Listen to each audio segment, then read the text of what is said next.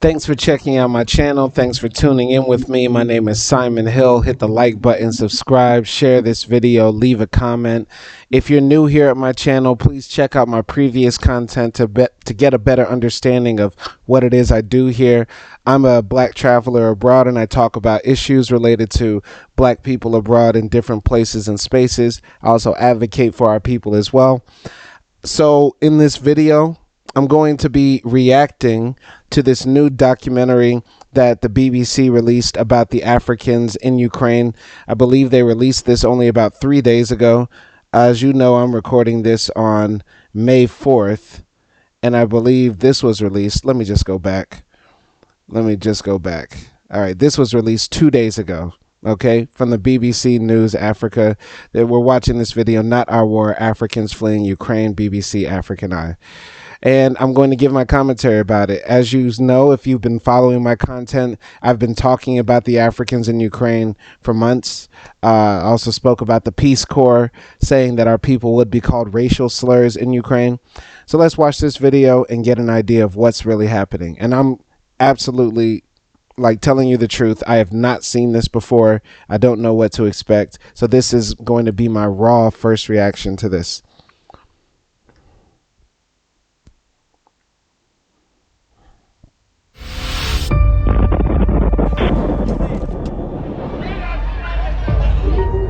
This is not our war. Yes. We need to leave this place. No supplies coming into the city, nothing going out and nothing coming in. Africans caught up in the horror of the war in Ukraine. We are students, we are not fighters. This is not our war, it is not our fight. We want to go. We want to go. As they flee, many will be treated as second-class citizens. They are not allowing any black people to enter inside the gates.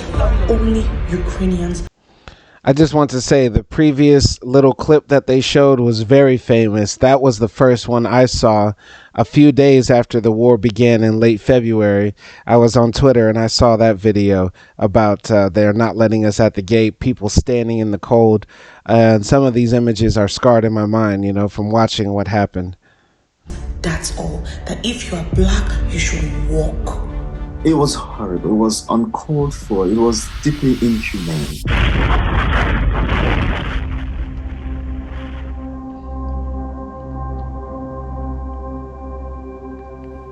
I'm Peter Okwoche. I'm a presenter on Focus on Africa on BBC World News. Since the beginning of the war in Ukraine, I've been covering it for our African audiences and also narrating the experiences of Africans who've been caught up in that conflict.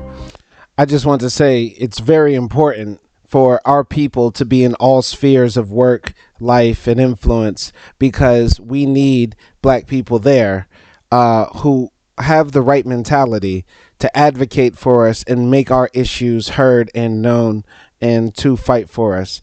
So this is why we need black journalists, black doctors, black lawyers, black presidents, black YouTubers, black IT people, black janitors, black drivers, everything. You know, we need to not just focus on being in one sphere, such as sports and entertainment, but in all areas, because, you know, he's advocating for us. A lot of the times, if we're not there fighting for us, nobody will. I needed to go there and talk to these people myself, touch flesh with them, and make sure that their stories, their voices were heard as well. Shashamel is a 30-minute drive from Medika. It's one of the big towns in this region. In all the chaos that was unfolding in front of my eyes, A lot of Africans here.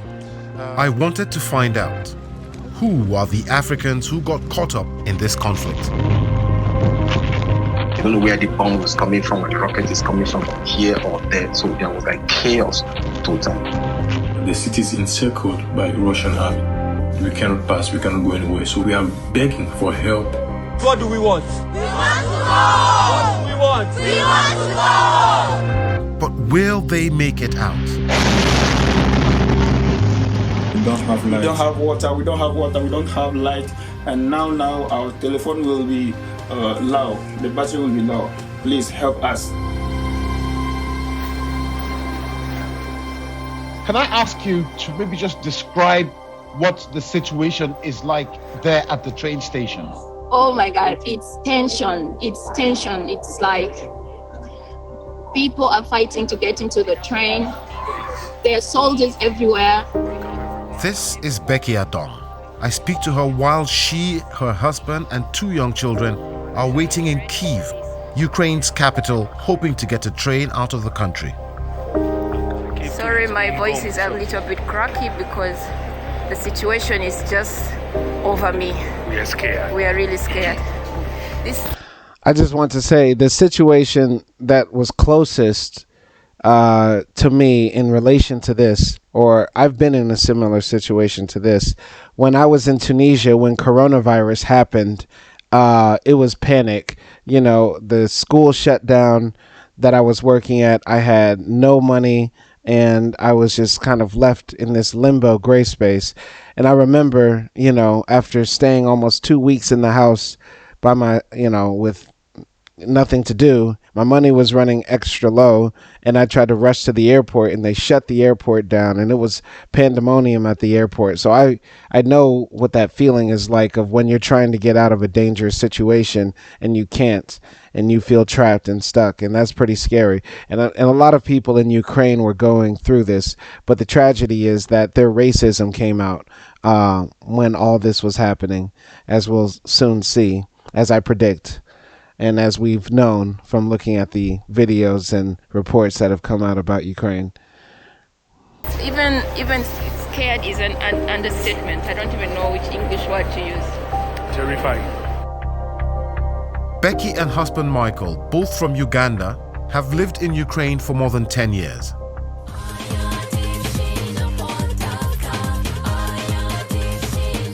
Together, they form a music group called Alpha Alpha. Their children, Daria and Dmitry, were both born in Ukraine. The whole family speak fluent Ukrainian and Russian. In this So these people are, you know, real Africans who moved to Ukraine, made a life for themselves, and I'm proud of them. I'm happy for them to do that. I just hope they didn't, well, they have to live with it. I just hope that, you know, being in the entertainment business, they didn't just sell out our people and make a mockery of us and make dollars off of that. But it's funny, they've fully integrated themselves. So this is like the type of example that I actually want to see. I don't want to see, you know, people who are not fully integrated into Ukrainian society or anything like that. Let's see how people who actually speak fluent Ukrainian, live there, work there, and are a part of this society, how they're treated in this situation. I'm interested to see. Maybe I'm wrong. Maybe they'll be treated right. Maybe they'll get on the train, no worries. But let's see what happens. Video, filmed before the war, Daria and Dmitry are playing in the very same train station they are now trying to flee from. My children are, I feel so bad for them because this is their home. This is the only place they know. They have not even been to Uganda. By the time we speak, the war is 2 weeks old. Almost 2.5 million people have fled Ukraine into neighboring countries. Ukrainian men between the ages of 18 and 60 are forbidden from leaving the country. Families are split as women and children are trying to get to safety.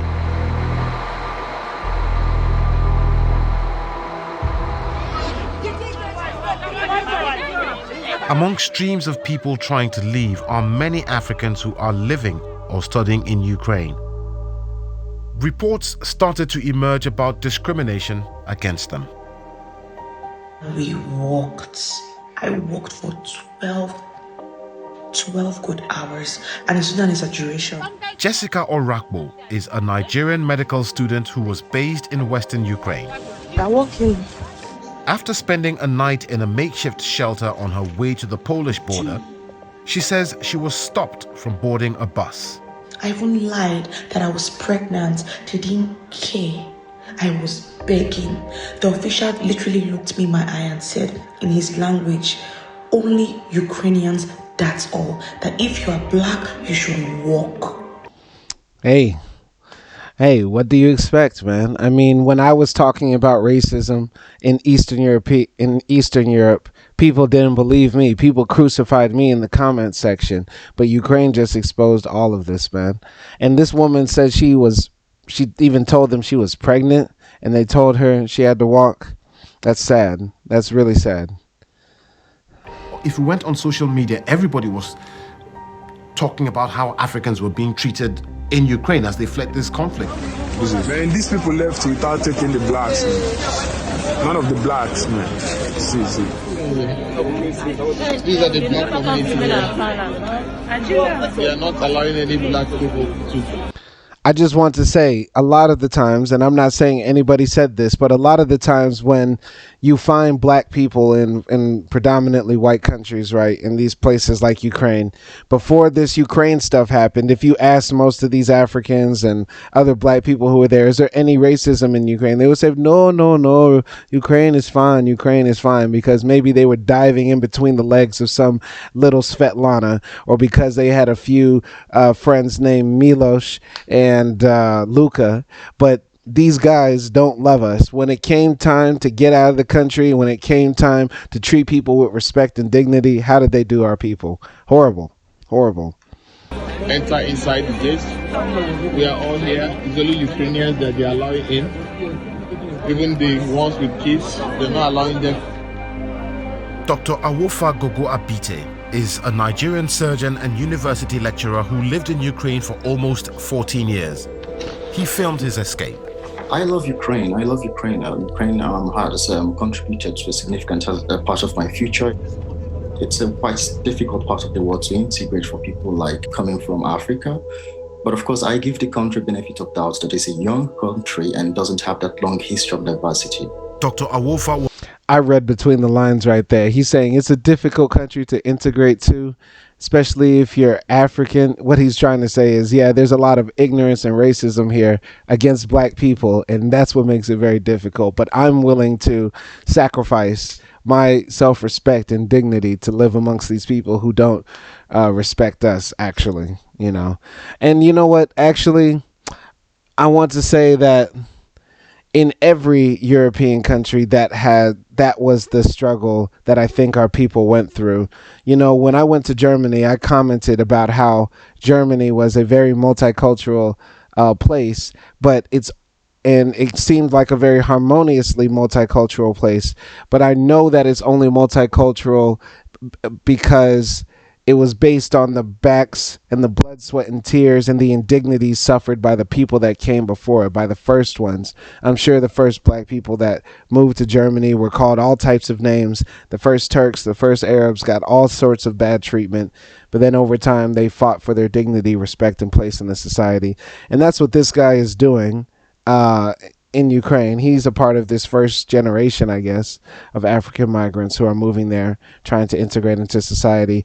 I just wonder sometimes, is this worth it for our people, though? Is it worth it for us to try to integrate into these societies when, number one, we have societies that are already integrated, don't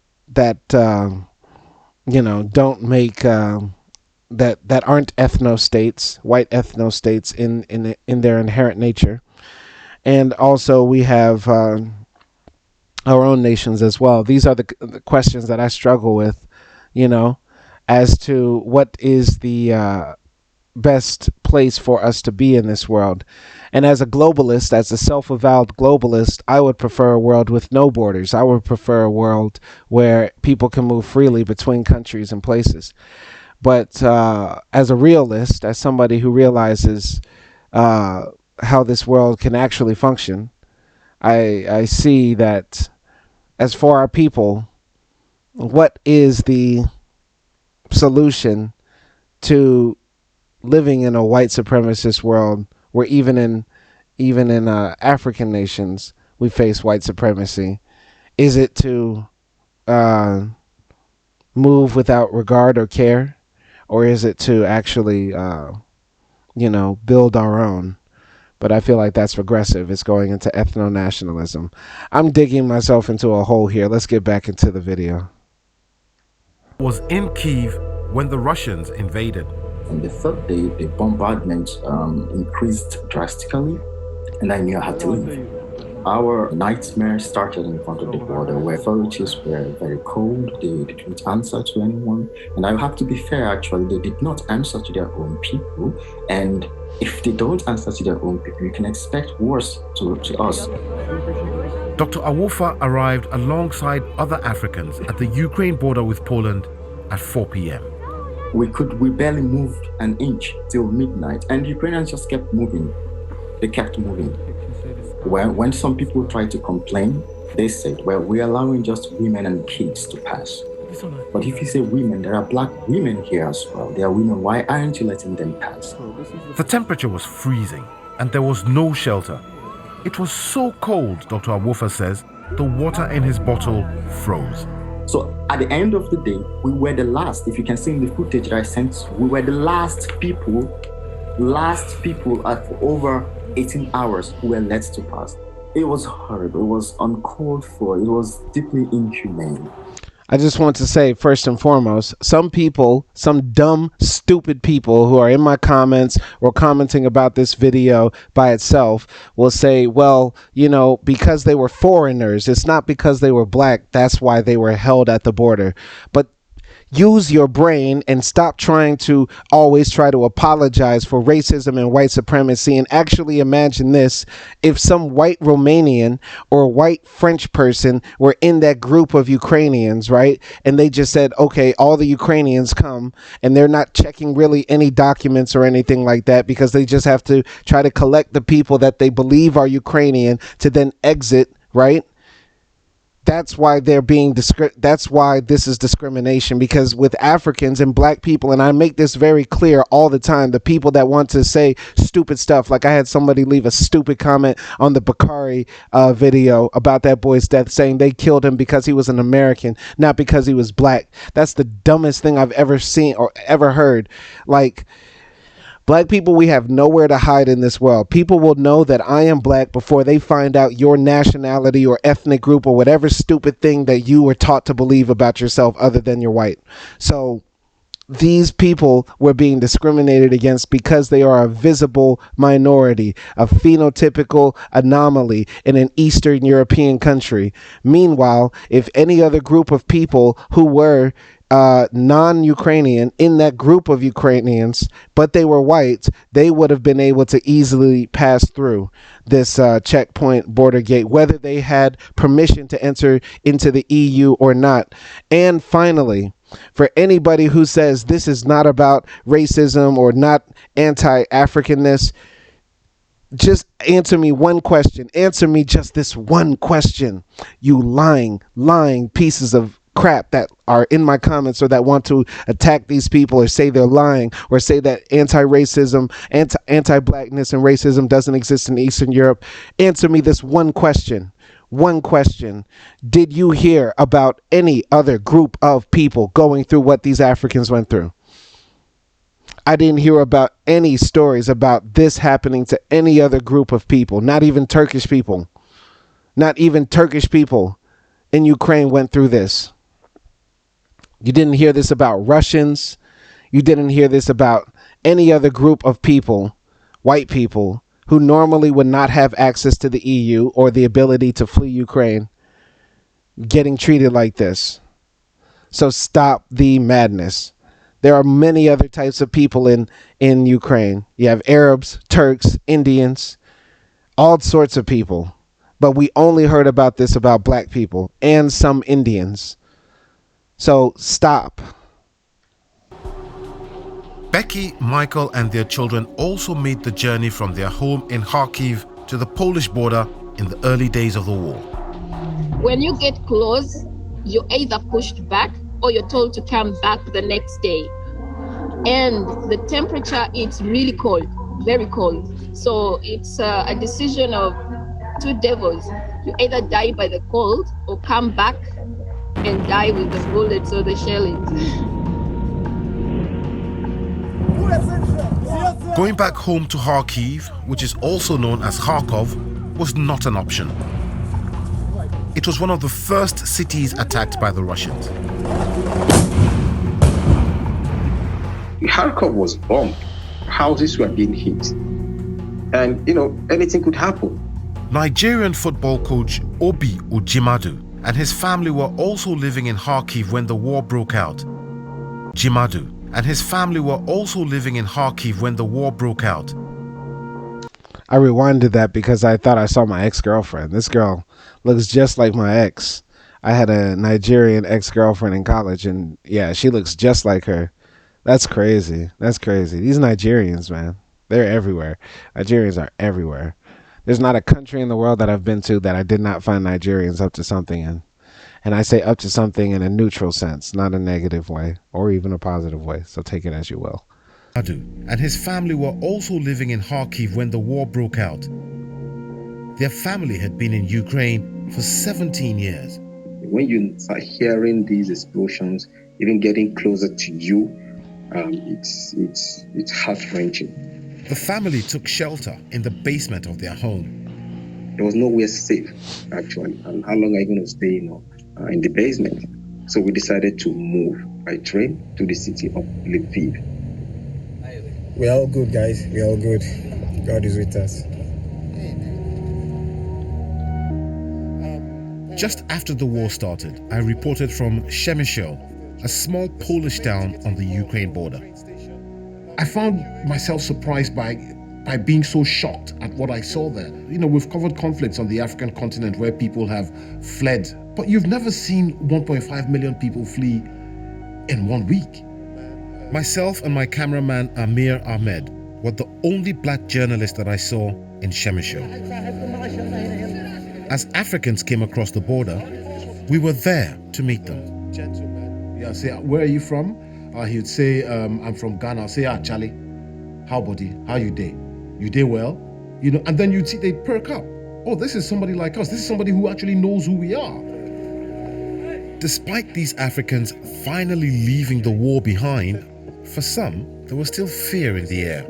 Dans tous les parcours là, de l'Ukraine, venir jusqu'en Pologne, jusque là où je suis arrêté comme ça, je me sens pas en sécurité. Parce que là, quand je passe, je vois des regards des gens, je sens. Please, he said, I still don't feel safe. Hold on. When I walk past, I can see people staring. I can feel, I know they might do something. They could attack me or something like that. I don't know. I have this feeling. I don't know how to express it exactly.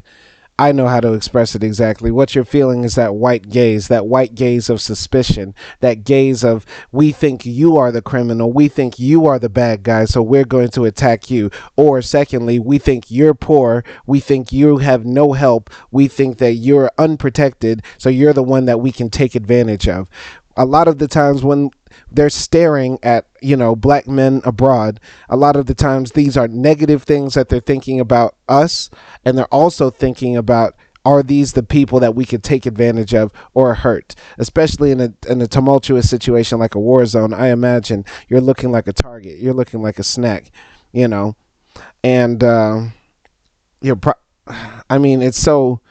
it's such the same things. It's when I said it, these people attacked me. But now the world is seeing exactly what I was talking about when it comes to anti-blackness in Europe. And I'm kind of glad in a way, but sad in a way as well. My crew and I sensed this feeling of racism in Poland too.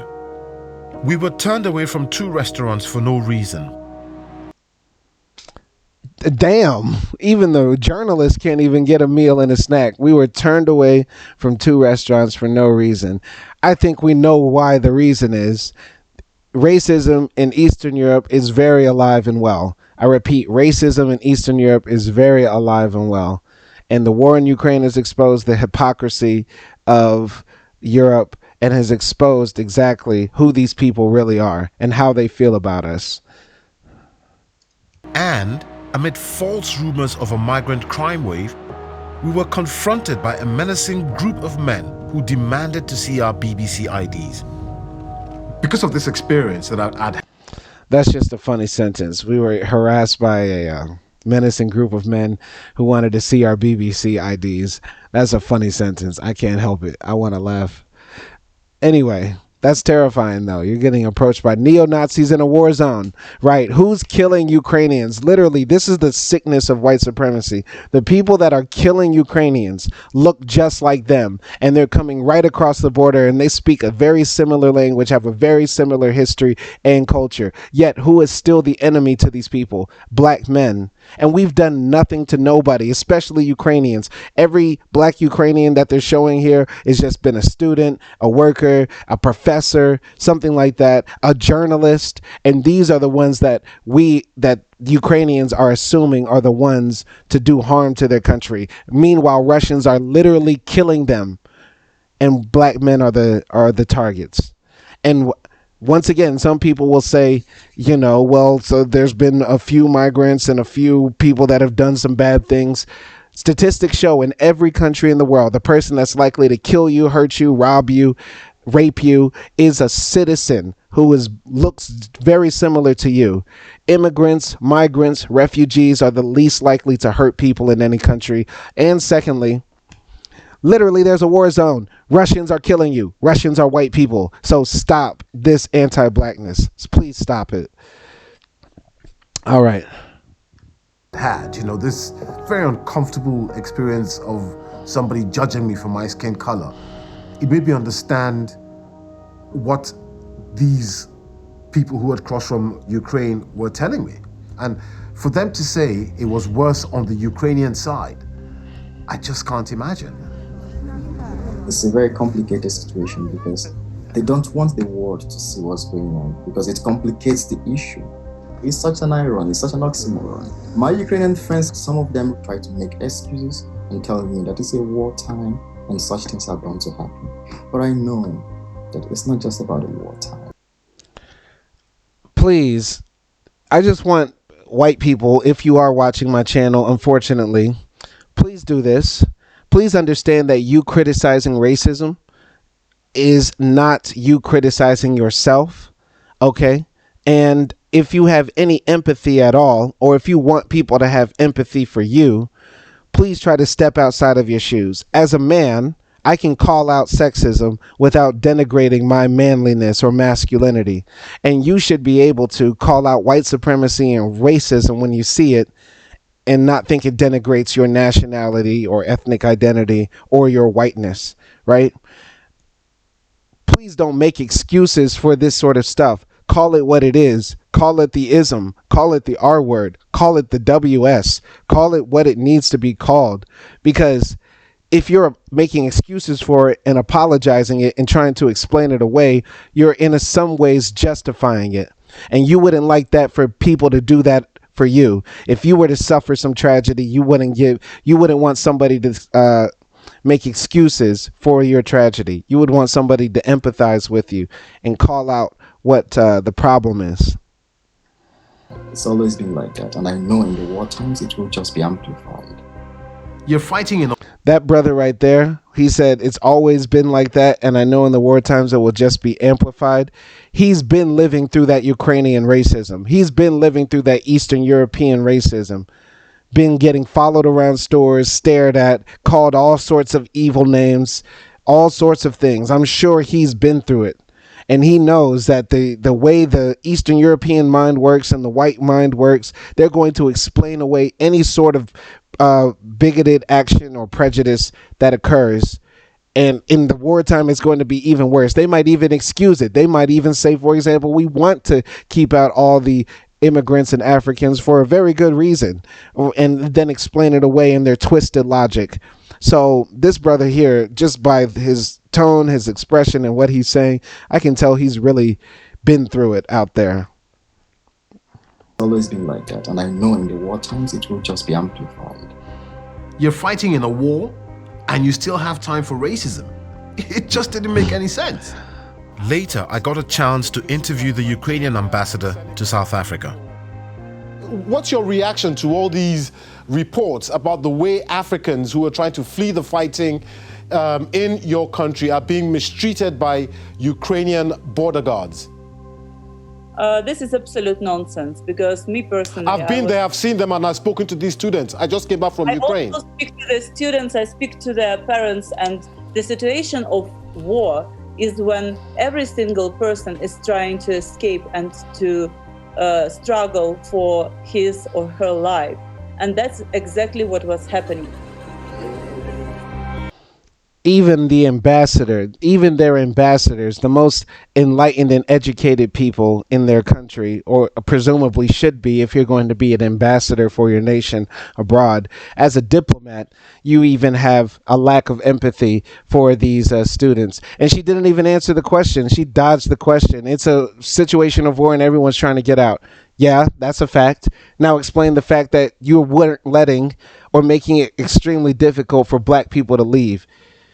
Can you explain that? This is the same type of person who would say that their country has absolutely no racism or their country is absolutely no racist. So their opinion can be absolutely discarded.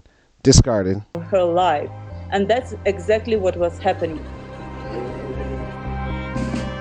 I don't want this part of the story to overshadow what's happening in Ukraine. The Ukrainians are being bullied. But if in turn the Ukrainians are bullying a small group of people, I think that story should be told as well. Everybody's suffering counts. And I think that's why telling this story in its entirety is very important. The UN High Commissioner for Refugees has acknowledged racist treatment at Ukraine's borders. The Ukrainian government has said Africans should be offered equal opportunities to return home and promised to spare no effort to solve the problem. Yeah, we just arrived to Lviv. Not all Africans encountered racism as they escaped from Ukraine. Obi Ojimadu and his family were much moved by the reception they got as they crossed into Hungary. The love shown is overwhelming at the borders. Little things, but they make you feel like crying. Irrespective of who you are, whether you are like you're Ukrainian or you're not Ukrainian, as long as you are coming out from Ukraine as a refugee, everybody's being well taken care of you. We started hearing good news about how many people had made it to safer countries, but there were still so many of them who were desperate. Some people, every day they'd try and escape and they'd have to go back because the roads were bad, because the bombing was still going on. I know you. I'm not trying to pause too much, but I just want to say that, they've always tried to divide black people when they say, well, some of us have had it good, some of us have been treated well, therefore the totality of the oppression that we experience cannot be seen as a major problem, because if some of you can do well, then all of you theoretically can do well, and there's no such thing as racism or white supremacy. This is a very old tactic that the white supremacists have used ever since the days of Jim Crow, even back before that in slavery, and even that also applies to the Arab and Ottoman slave trade. Many black men and women became high officials and stuff like that in the slave trade at their destination points and were sold off. But that doesn't mean that slavery itself was not a bad thing, or that the racism then didn't exist. And as we bring it back to the present as well, these people, who made it across the border, of course they're going to be treated well, but I'm sure getting across at different points, they went through several indignities. So I don't want anybody to think that, just because somebody, one person or a few people or even a lot of people might have said that there was no racism when we crossed the border, right? Everything was fine for me. I don't know what you guys are talking about. We have to take that with a grain of salt and understand that, anybody that had to walk 12 hours to get to the border, or anybody who was denied entry on the bus, or anybody who was denied access to the train is an indignity and injustice. And a threat to injustice anywhere is a threat to justice everywhere. A threat to justice anywhere is a threat to justice anywhere is a threat to justice everywhere, as Martin Luther King said. And pardon, I had to get that quote right in my mind. So we really need to leave today, because places like Kharkov have been blocked, Mariupol has been blocked. They also can't come out. They don't have gas, they don't have water, they don't have medicine, they don't have food. So If we don't leave, we might also be blocked in. Electricity was cut off, so a lot of them couldn't charge their phones. It was more and more difficult to get in touch with people and see what their daily lives were like. As we understand it, there is a concerning number of students, foreign students, who are in Sumi and unable to get out. So the situation is very, very serious. Like it's very dire. And then I started to lose hope. Every day in the chat, it's just help, help, please, can you help us out? Please, please, can anybody help? A large group of African students stuck in Sumy, northeastern Ukraine, were posting videos online. We have nothing at all to do with this war. Early this morning, 5 a.m., 4 a.m., we were woken up with how many bombs? 6. It was 6. I counted each and every one of them. 6. I saw a Russian force advancing towards the city. Most of you are now here. If you saw what I saw, you will know that us, any single minute, every single second we spend here is a danger to the life of every single one of us. There is no food at this stage. We are running out of supplies. How long do we want to continue doing this? Please, what do we want? We want to go home. What do we want? We want to go home. Thank you. Students in Sumy were not the only ones appealing for help. Peter Okoche is on the ground for us. Reports have reached us today that the Russian army has surrounded the southern port city of Kherson. On March the 5th, Kherson was the first Ukrainian city to fall since the invasion began. We cannot move at the moment because even people who have tried leaving the city, they've been stopped, they've been blocked by the Russian soldiers. So when we try to go with private or personal cars, the Russian soldiers start shooting at us. Le stress, tout ça, franchement, ça va pas. Parce que rester comme ça, suivre les bombardements partout, c'est pas évident pour nous. C'est traumatisant, c'est compliqué, on dort pas. On vit comment, nous sommes les étudiants. On a eu à contacter pratiquement toutes les autorités, mais jusqu'à présent, on nous laisse toujours en stand-by. D'attendre. Bon, là maintenant, comme on dit souvent, c'est le terrain qui impose la manœuvre. Parce que là, vraiment, nous sommes dos au mur. On remet tout entre les mains de Dieu, mais si prête à lui, demain, après, nous allons partir. Team was waiting for days to find out what happened, but we had no idea. We couldn't get in touch with them, and it was a very tense period for us. Another student stuck in Kherson was Oche King. Through intermittent internet access, he too sent us updates. There was a lot of explosions, and we do hear gunshot day and night. You sleep hearing gunshot, and you wake up hearing explosions and gunshots. We call on all the embassies, the Nigerian embassies and most of the African countries' embassies to come together and please address the situation. We want to leave this place immediately. Yeah, this was also a failure of all the African countries, and this is a larger issue, and this is where the criticism goes towards the leaders. Our people need to take care of our people when we are abroad and watch out for us, especially our embassies. A lot of the times when our people are victimized abroad, it is because, like I said, when people see Africans abroad, they assume that they're from countries that might not even have a diplomatic mission in that country that they're in, and also that these people can be hurt without any sort of due process or criminal charges for the people that oppress them or hurt them. So yeah, these African countries should have come together immediately and chartered jets and got those people out of the country, you know. I know that's easier said than done. These countries are developing nations, poorer nations, right?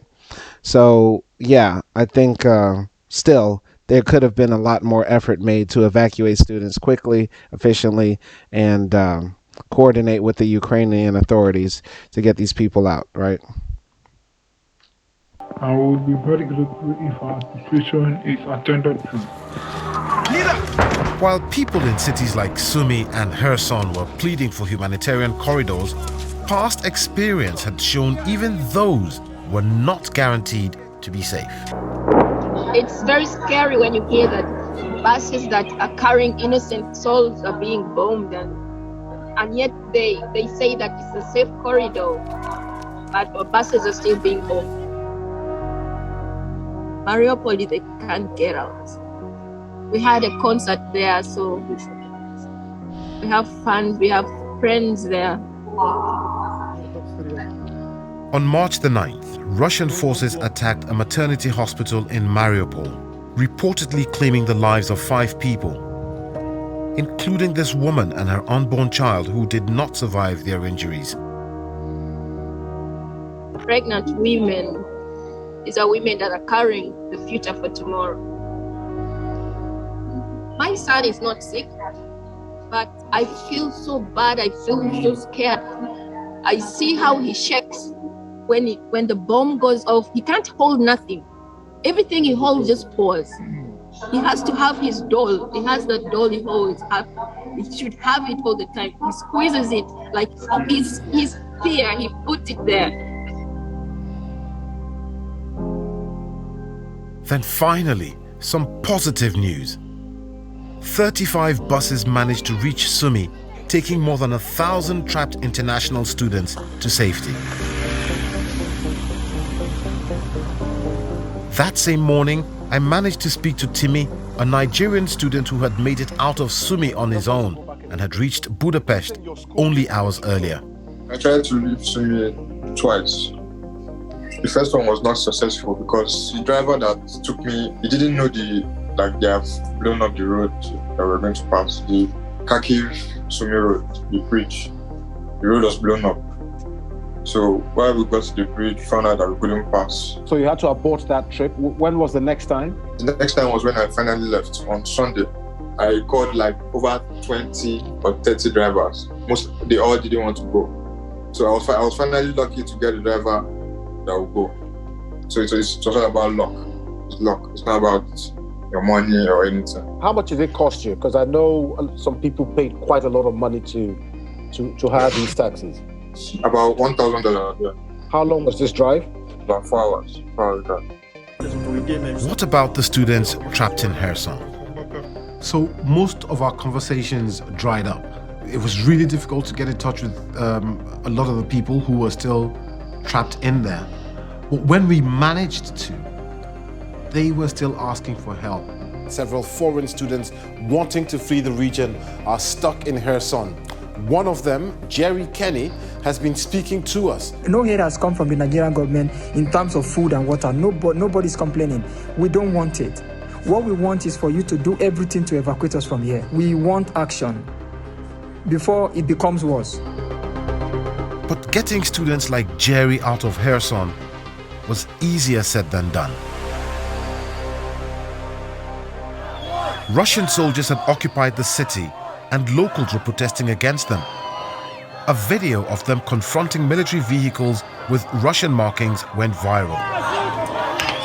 Tensions were rising.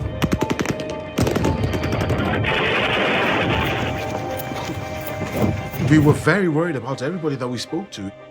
They became people who we cared deeply for. On March the 30th, we received worrying messages from Oche. There is no way out. The battle is drawing closer to the streets. The war is very serious now. Becky relayed a message to her Ugandan family.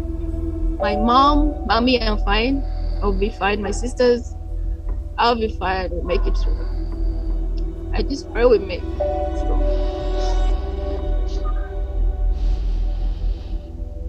It's difficult.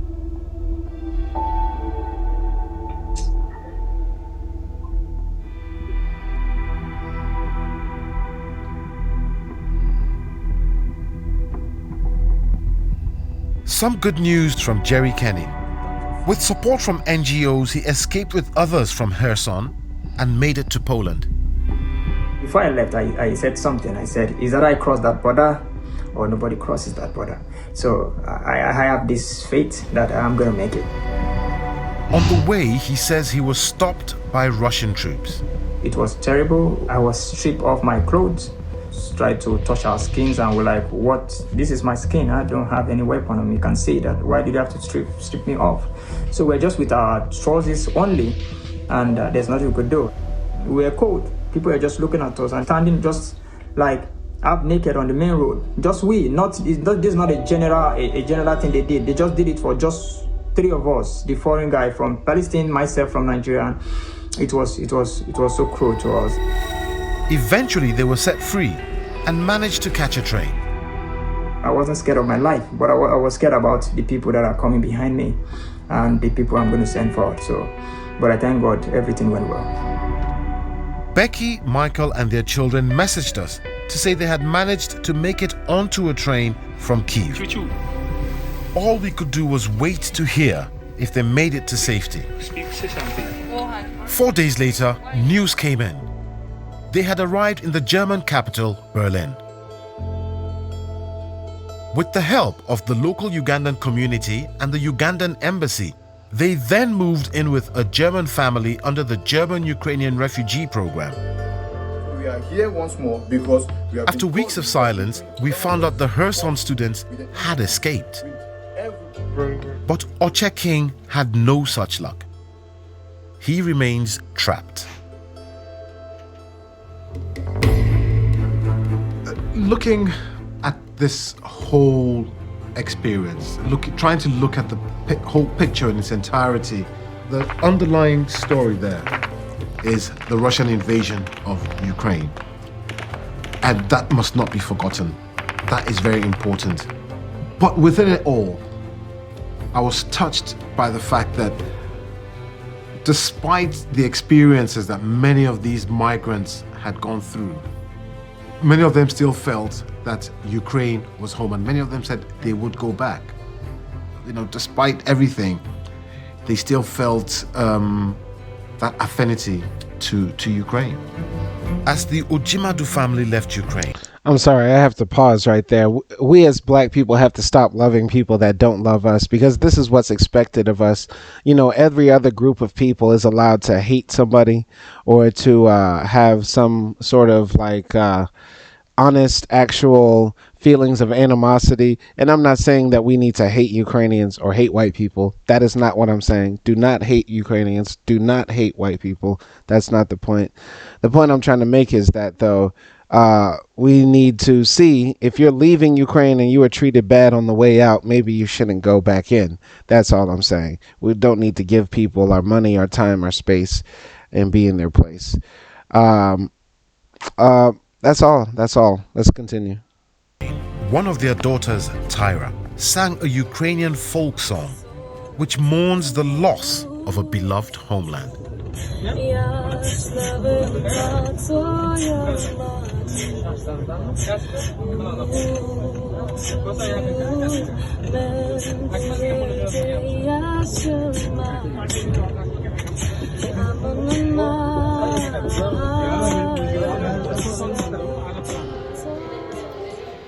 Will Becky and Michael's Ukrainian-born children ever find peace again in the country they called home? Becky hopes so. As they say, victory for Ukraine, I wish them victory. As they say, Slava Ukraina. After almost 7 weeks trapped in garrison, Oche King finally managed to escape Ukraine on April 11th, 2022, not that long ago, with the help of an NGO. Right. So I think that's the end of that. And yeah, I'll pause it here. Go back to the video. So that video just really validates everything that I've been saying these past few months about black people in Ukraine, black people abroad, black people in Eastern Europe, etc.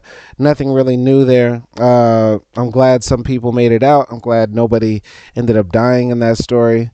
And we need to not make excuses for white supremacists, not love them, not love their countries so much more than we love ourselves. And our African leaders need to take care of Africans when they are abroad. So thank you for watching my channel. Thanks for tuning in. Hit the like button, subscribe, leave a comment, share this video. Peace in the truest sense.